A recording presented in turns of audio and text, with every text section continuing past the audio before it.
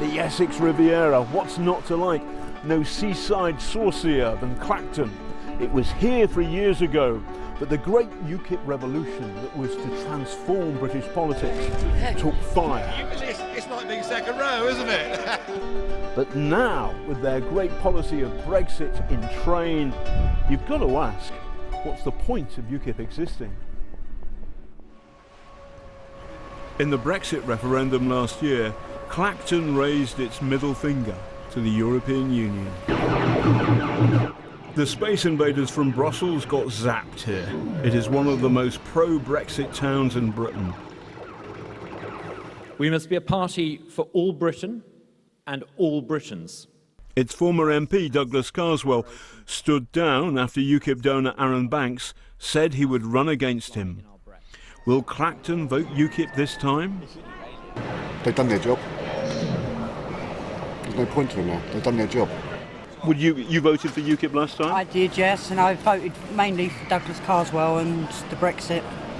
So I doubt if I'll vote for him again. Mr. Banks got the message. Hello, Mr. Banks. You're not standing. That's right. Another UKIPper bites the dust. No one. There was a wonderful local candidate. We spent 2 hours discussing the local party and decided to stand aside for him. Do you think UKIP nationally is a happy ship? I don't think it's a happy ship. No. The party's over for UKIP, isn't it? I disagree, but there we go. What's it? The party's chaos in Clacton is mirrored across the country. UKIP's polling numbers have tanked. It's now in single figures. UKIP's fortunes in Wales illustrate its problems spectacularly. Former UKIP MP and Welsh Assembly member Mark Reckless quit the party earlier this month. And who helped push him out? UKIP's kingpin in Wales, Neil Hamilton. More of him later. His immediate predecessor is Nathan Gill, the king over the water. Well, the Menai Straits. And he's not a happy kipper. Well, what's happened to UKIP in Wales has been disastrous. It's the problem, in 2 words, called Neil Hamilton. I think if you look at how Wales was up until Neil Hamilton coming into Wales, and look at how Wales is now, we're now, for the first time ever, we have more ex-members than members of the party. Is that good? How can it be good? How can it be good for any political party to be in that situation? Of course not. Only last year, UKIP broke through in the Welsh Assembly elections. But that was then. For the local elections next month, they're standing in only 6% of seats. UKIP at one point had more energy than any other political party in Britain. Absolutely. Now the picture you're painting is one of total chaos. I wouldn't say total chaos, but I would say that basically the wind has been blown out of the sails of many of the members, and we need to find that wind again. We need to find that raison d'etre. We won the referendum. For a lot of people that has now gone. We better find it again, otherwise there will be no reason for UKIP. So I believe that we can find it again, but we need the leader of the party to guide us and direct us and to inspire the membership. And here in Wales, the leader here in Wales, I'm afraid, is doing none of that.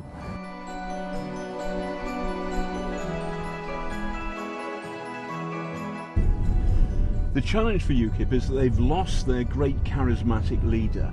And worse than that, with Brexit being triggered, they've lost the thing that cemented these people together. You've got a party of rebellion without a cause. Time, perhaps, to quiz Welsh punters about UKIP. Good. The Newsnight UKIP quiz in a boozer. No conferring, no cheating. The United Kingdom Independence Party was founded in which year? The contestants aren't taking our quiz entirely seriously. UKIP wasn't founded by Salman Rushdie, but most of them like Brexit, though. One serious, semi-serious question, just out of interest. Do you think that having Brexit been happened, there's a purpose for UKIP now? Yes, certainly, because Nigel Farage, who went to Europe and said, "Who are you? What job have you got and what's your name?" And I think he endorsed the fact that the people, the European MEPs, who are they? What they doing? What they doing with us? He's got a point. You know, I think that's a bloody good point. And it was Nigel Farage that stood up for them. I think with UKIP now, right, they have to make sure that Brexit is delivered and delivered in the right way. The folk down the pub reflect Wales as a whole, which gave the thumbs up for Brexit. But here, UKIP are not cashing in. How does their leader explain that failure? Isn't the plain truth that UKIP in Wales is in a bit of a pickle? No, I don't think it is. I mean, the party members are overwhelmingly behind me, I believe. Generally. Newsnight has seen emails from Mr Hamilton which paint a rather different picture. The emails are extraordinarily critical of some UKIP figures, including former UKIP leader Nathan Gill. Gill is a crook and a liar, idle, venal and stupid. Well, I'll leave others to judge. Is UKIP a happy ship in Wales? Yes, I think UKIP is a happy ship in Wales. But you're calling the ex-leader a crook and a liar, idle, venal and stupid.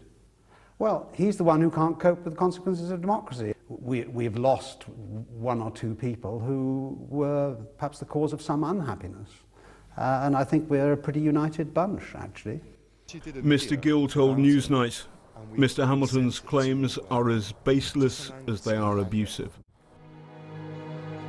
Whatever Mr Hamilton is doing in Wales, it's worth noting that in the general election, all four of UKIP's barons, Nigel Farage, Aaron Banks, Douglas Carswell and Mark Reckless, have, for now, left the field of battle.